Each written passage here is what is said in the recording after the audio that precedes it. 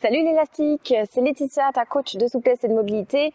Et aujourd'hui, on va se retrouver pour une séance spéciale pour la ballerine qui est en fait un tricks, un spin en pole dance. Donc là, c'est vraiment spécifique, très spécifique. Mais ça va aussi t'intéresser si tu pratiques d'autres sports comme la gymnastique, le yoga, le cerceau aérien, le tissu aérien, parce que finalement, les conseils que je vais donner pour la ballerine vont être utiles pour d'autres postures et figures que tu vas faire dans ces autres sports. Et même si tu ne pratiques pas ces sports, c'est super intéressant parce que tu vas venir travailler la torsion de ton dos, l'ouverture de tes hanches, tes épaules. Donc finalement, tu as tout à y gagner aussi.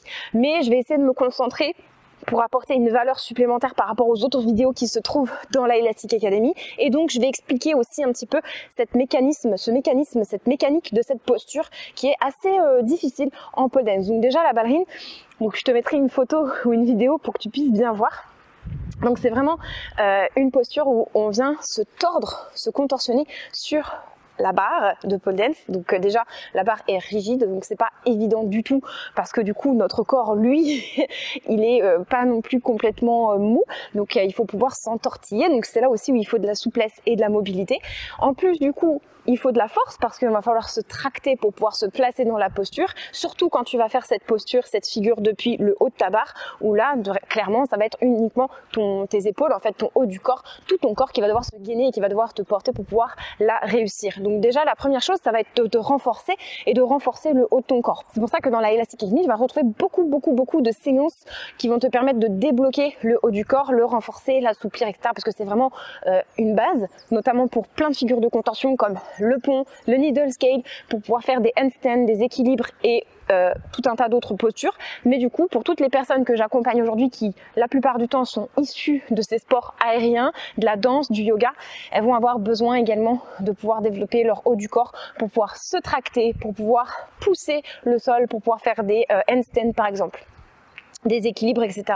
Donc dans la posture de la ballerine, tu vas aussi avoir une torsion du bras qui va être emmenée, donc forcément ton épaule doit être stable. Tu dois vraiment renforcer tous les muscles en fait qui composent ton épaule, donc toute la coiffe aussi qu'on appelle des rotateurs.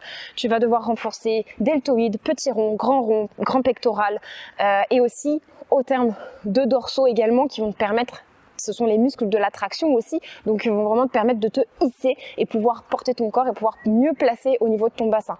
Évidemment, au niveau aussi de cette ballerine, tu vas devoir ouvrir ta hanche pour pouvoir placer, accrocher ta barre avec ta jambe, donc accrocher ta jambe sur la barre. Donc là, l'ouverture de la hanche, un peu comme en danse, on va être obligé de venir chercher cette ouverture externe, donc rotation externe de hanche. Donc tout ce qui va être exercice pour ça vont être utile. Et évidemment torsion du dos parce que du coup tu vas venir devoir tordre ici au niveau de la colonne vertébrale sur la barre comme je te le disais au début de la vidéo. Et même quand on va vouloir faire des postures un peu plus avancées, quand tu voudras passer le bras derrière la barre, tu vas devoir également encore davantage chercher dans cette souplesse, dans cette ouverture. Et il y a toute cette région des côtes, intercostaux, ouverture de la cage thoracique qui vont être importants aussi à développer. Donc j'espère que cette vidéo va faire sens pour toi et je vais te donner quelques exercices simples que tu peux intégrer dans tes routines pour pouvoir tout simplement te permettre d'avoir une ballerine qui soit un peu plus fluide et qui te permette d'évoluer dans le temps pour qu'elle soit un peu plus facile pour toi. N'oublie pas de bien respirer dans les postures, notamment quand tu seras dans ta ballerine. L'objectif, c'est de pouvoir respirer pleinement et d'être à l'aise pleinement dans cette posture. En fait, il faut que tu puisses respirer. Si tu n'arrives pas à respirer, que le souffle est coupé, ça veut dire que cette figure n'est pas complètement acquise, n'est pas complètement maîtrisée. Donc tout simplement, tu vas devoir continuer ton travail de préparation physique pour pouvoir être plus à l'aise dans cette posture. Alors, sans plus attendre, du coup, je t'invite à te mettre sur ton tapis, peut-être avec un élastique. Et on va venir placer cet élastique dans le dos. Donc ici, je viens placer au niveau des omoplates. Et je vais venir placer l'élastique ensuite entre les deux mains. Si tu n'as pas d'élastique, tu peux le faire sans, d'accord? Ce sera juste un peu plus facile. Donc là, je corse un petit peu l'exercice pour aussi les niveaux un peu plus avancés. Parce que si tu fais de la pole dance ou des cerceaux aériens, tu as déjà normalement une certaine musculature et une certaine habitude de certains exercices. Mais là, on va plus loin, on va vraiment chercher spécifique. Donc là, je viens placer mes mains sur le tapis. Je suis à quatre pattes, bien angle à 90 degrés, ok, ici, avec mes hanches et mon regard entre les deux mains. Je vais venir relâcher mon buste vers le tapis et je vais venir le repousser. Donc j'inspire, je relâche, j'expire, je repousse. J'inspire, je relâche et j'expire, je repousse au niveau de mon élastique. Si ça c'est très difficile pour toi à réaliser, tu vas pouvoir le faire contre un mur. Et du coup, contre le mur, tu es avec un peu moins de poids, tu peux le faire sans l'élastique aussi, et ça te permettra de bien conscientiser le mouvement. Je te montre de dos. En réalité, ici, on vient vraiment resserrer les omoplates ensemble et ensuite les éloigner. Donc on vient travailler au niveau des rhomboïdes notamment, et on vient travailler aussi le grand dentelé. Grand dentelé qui est sur les côtes. Et comme je te l'ai dit juste avant, c'est très très important pour nos exercices et même pour le quotidien. C'est un exercice aussi qui t'aidera pour la respiration. Garde bien les fessiers, le ventre rentré et on respire. Tu peux en faire une dizaine ou une vingtaine en fonction de ton niveau. Bon, cherche à bien respirer et à chercher à aller dans le plus d'amplitude possible tout en gardant la qualité de ton mouvement. Donc ça, c'est un excellent exercice à développer. Également, on va venir faire la même chose en étant en position ici assise. Une main qui va rester vers ton buste, ok, on garde l'élastique, et avec l'autre, je vais essayer de venir donner des coups de poing, mais je vais garder mon bras tendu. Donc je te montre de l'autre côté, ce sera plus simple. Je garde mon bras tendu, et ici, je vais venir reculer et avancer mon épaule. Je recule mon épaule loin vers l'arrière, sans compenser avec le haut de mon corps, et je pousse, comme si je donnais un coup de poing, bras tendu. Boum, 10, 9, 8, 7, etc. jusqu'à avoir le nombre de répétitions qu'il faudra en fonction de ton niveau et de ton objectif. La même chose évidemment de l'autre côté, n'hésite surtout pas, et surtout même c'est un ordre, de travailler tes deux côtés. C'est très très très important si tu veux pas créer de déséquilibre. En revanche, si tu as un côté qui est très très déséquilibré par rapport à un autre, là ce sera intéressant de venir intensifier sur le côté le plus faible. Mais ce sont des cas particuliers. On relâche et déjà ça c'est pas mal comme exercice pour t'aider. Également, je vais t'inviter à venir placer un élastique, l'élastique en fait en bas que tu vas venir maintenir, et avec l'autre bras je vais venir chercher vers le haut. Donc ici je vais venir chercher derrière ma tête et je vais venir chercher vers le haut. Ici je tends complètement et je vais venir chercher à tordre l'élastique d'un côté et de l'autre, tu vois, avec mon poignet et mon bras. Et il y a tout qui tourne, mon épaule. J'emmène, ouvert, fermé. J'essaye de venir chercher à tourner ce bras dans l'axe de l'épaule. Comme si je venais chercher la paume de main vers moi, à l'intérieur, et ensuite paume de main vers l'arrière, tourner complètement de l'autre côté vers l'extérieur. Et tu vas faire ça, pareil, une dizaine, une vingtaine de fois en fonction de ton niveau et de tes objectifs. Ça peut être vraiment des exercices que tu intègres dans ta préparation. Par exemple, tu sais que dans ta chorégraphie ou dans la séance que tu vas faire des ballerines ou des variantes de cette ballerine ou aussi des handsprings, toutes ces figures qui nécessitent les épaules comme beaucoup en pole dance et du coup cette rotation aussi de l'épaule, tu vas pouvoir intégrer cet exercice pour échauffer spécifiquement. Allez, on tourne bien l'épaule. Donc regarde bien aussi de dos ce que ça donne. C'est vraiment, tu as un mouvement en fait où tu viens élever l'omoplate et un mouvement où tu vas venir abaisser l'omoplate. Donc là, on vient vraiment utiliser tous les muscles que je te parlais tout à l'heure. Grand rond, petit rond, les muscles élévateurs et abaisseurs de l'omoplate. Très bien. Super. Et tu vas pouvoir relâcher. N'hésite pas à intégrer ça régulièrement dans tes routines. Ensuite, on va venir travailler l'ouverture de tes hanches qui vont vraiment t'aider. Et ensuite, on passera à la torsion et tu auras déjà 4 exercices ou 5, je ne sais même plus combien je t'en ai donné. Mais du coup, tu en auras 4 ou 5, c'est déjà bien suffisant pour commencer. Et puis après, tu pourras avoir des routines plus poussées par la suite. Donc ici, je vais venir chercher à faire la position du 90. Donc déjà, cette position n'est pas forcément évidente pour tout le monde. Si tu as besoin, tu peux venir t'asseoir sur des briques de yoga derrière pour t'aider à maintenir le dos droit. Ou si tu es comme moi en pente, ça va te permettre d'être beaucoup plus à l'aise dans ta position. Donc ici, je m'assois. Voilà, c'est beaucoup plus facile, on peut garder le dos plus droit, on est beaucoup mieux positionné. Je vais venir chercher mes deux genoux d'un côté et de l'autre. Et je vais essayer de venir bouger donc mes hanches, mes genoux d'un côté et de l'autre sans bouger, juste en coulissant. Évidemment, donc moi j'ai des hanches qui sont quand même assez mobiles, mais du coup peut-être que tu vas pas arriver à tout de suite venir chercher vers le sol, c'est pas grave, on essaye. Une fois qu'on est ok, on va essayer de venir rester dans cette position de 90, hop, et on va essayer ici de lever, hop, la hanche devant. Puis on va essayer de venir lever derrière, l'inverse, derrière, devant, derrière et devant, hop, un peu plus avancé. Et de l'autre côté, même chose, hop, et je monte derrière et devant. J'active, je peux venir placer mes mains sur les briques, sur le sol, pour m'aider, pour avoir un peu plus de force, de maintien. Très bien. Super. On vient revenir. On va revenir ici. Hop. Et on va pouvoir utiliser la force ici de nos coudes en posture du papillon pour pousser les genoux. Si tu as des poids, tu peux aussi t'aider avec les poids. Attention quand même avec les poids, il faut pouvoir les maîtriser, pas se faire mal et pas que ça aille trop loin d'un coup. Surtout si tu as déjà tendance à être laxe.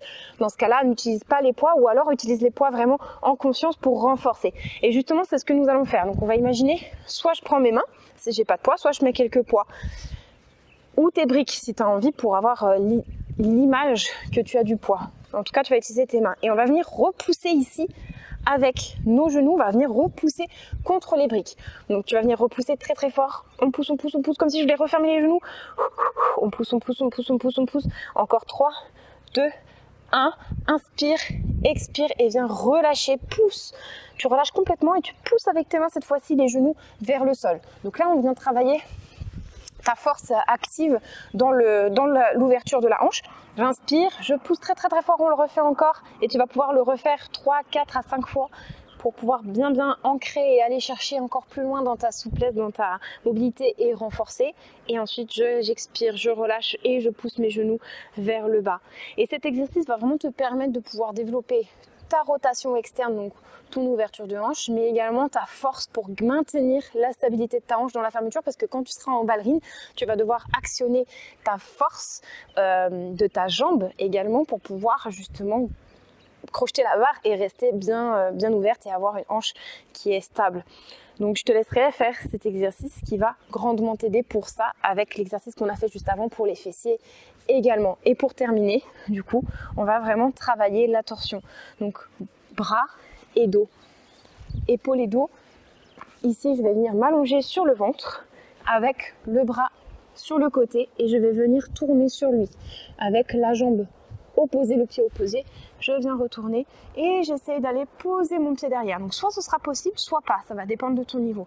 Si tu arrives à poser le pied, je viens poser et je vais essayer de venir ramener l'autre bras, l'autre main également, comme si je voulais toucher le sol, regrouper mes deux mains ensemble. Et si ça va, tu peux aussi venir chercher à allonger ta jambe derrière, comme si tu voulais reposer tes fesses. Donc là, c'est vraiment pour un niveau plus avancé. J'inspire, j'expire plusieurs fois et je change de côté. Tu peux aussi venir poser ta tête sur des briques de yoga pour être à l'aise et pas avoir mal à la nuque pendant l'exercice, pour être vraiment pleinement concentré sur les épaules et le dos. Donc j'inspire, j'expire, je viens chercher vers l'arrière, j'essaie d'ouvrir ma cage thoracique, j'ouvre au niveau de mon sternum, je viens ici en rotation, en torsion plutôt, avec mon dos, ma colonne, mon bassin, et j'allonge. Et je respire, toujours. Si tu ne peux plus respirer, reviens un petit peu dans l'amplitude de ton amplitude. Si tu n'arrives plus à respirer, c'est que tu es un petit peu trop loin, un petit peu en dehors de ta limite. Donc tu reviens légèrement pour pas te blesser et travailler dans une amplitude qui permette à ton cerveau en fait de pouvoir s'habituer et de pouvoir te donner les clés en fait d'aller plus loin au fur et à mesure. Si tu vas chercher trop à chaque fois, tu risques de donner un signal de danger à ton cerveau et donc lui, il va envoyer l'information, je contracte les muscles parce que je suis en danger. Donc, ça risque de faire l'effet inverse. Donc, attention aussi à ça, d'y aller quand même étape par étape. Super. Et pour terminer, je te partage, et là, c'est vraiment un bonus, mais ça me paraît super important de te le dire. Donc, je le partage avec grand plaisir avec toi. C'est que quand tu auras fini tes séances d'entraînement et surtout quand tu auras travaillé ce genre de posture qui demande pas mal de torsion, je t'invite toujours à terminer tes séances justement en torsion de dos. Donc je viens m'allonger sur le dos, les bras en croix, le pied sous le genou et je viens relâcher sur le côté pour vraiment venir resetter notre corps. Respirer bien par le ventre, relâcher les lombaires. Et là vraiment tu respires et ça te permettra aussi de faire le vide à la fin de ta séance et te permettre de juste envoyer plein de gratitude à ton mental, à ton corps, à ton esprit,